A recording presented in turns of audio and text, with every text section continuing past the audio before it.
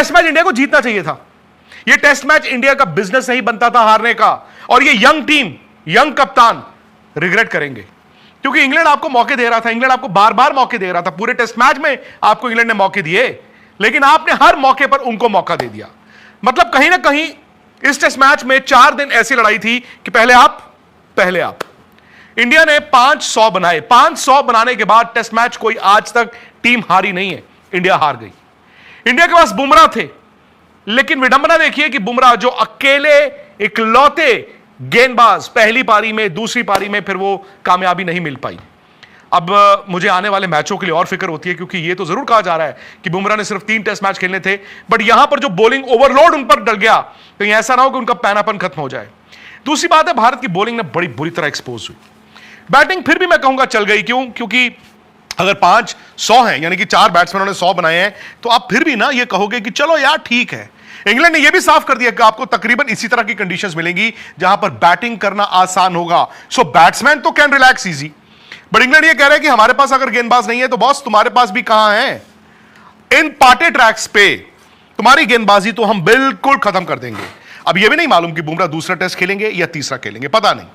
आराम जरूर है, लेकिन लॉर्ड्स ऐसा टेस्ट मैच है जो वो छोड़ना नहीं चाहेंगे, वहां पर उनकी गेंदबाजी को मदद भी मिलेगी, लेकिन बैक टू बैक वो दोनों टेस्ट मैच खेल नहीं सकते, तो सरदर्द ना भारत की बढ़ेगी। यही अगर इंडिया इस टेस्ट मैच को जीत गया होता तो आज हम ये कह रहे होते कि दबाव इंग्लैंड पे है। अब इंग्लैंड ने ये 371 रन चेज किए। आप जानते हैं ये 371 कल कैसे हुए थे, कैसे भारत इतना डोमिनेट कर रहा था दोनों पारियों में।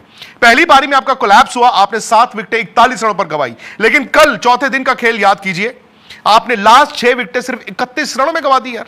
सिर्फ 31 रनों में आपकी लास्ट 6 विकेटें गिर गई। यही भारत थोड़ी देर और खेलता, वो टी के बाद वाले सेशन में भारत थोड़ा तेज रन बनाता तो क्या होता। भारत ये जो 371 का टारगेट दिया, उतने ही वक्त में 400, 410, 420 का टारगेट होता, मोमेंटम भी इंडिया के पास होता, फिर आप अपनी हार को एलिमिनेट कर चुके होते। आज इंग्लैंड आया, एक दिन में 350 रन उनको चाहिए थे, उन्होंने तो पूरा दिन भी नहीं खेला, उन्होंने बड़े आराम से रन बनाए। ठीक है, 2 विकेटें प्रसिद्ध कृष्णा ने ले ली, वहां पे 2 शार्दुल ने आउट कर दिए, वो एक्साइटमेंट जरूर बनी, लेकिन आपकी बॉलिंग की लिमिटेशंस थी। और मुझे लगता है कि आने वाले टेस्ट मैच में इंडिया को यह सोचना होगा कि कॉम्बिनेशन ये सही है या नहीं। करुण नायर, साई सुदर्शन, 2 नए बैट्समैन, शायद इन दोनों को मौका मिलेगा। अब शार्दुल ठाकुर को आपने जाया किया। शार्दुल ठाकुर को तो खुद ही नहीं पता था मैं टेस्ट मैच खेल रहा हूं कि नहीं, और जिस पर्पस के लिए उनको खिलाया गया उन्होंने बैटिंग में रन भी नहीं बनाए, लेकिन गेंदबाजी आपने पहली पारी में कराई ही नहीं। आपने इतने रन बनाने के बावजूद इंग्लैंड को आपने पास लाकर खड़ा कर दिया।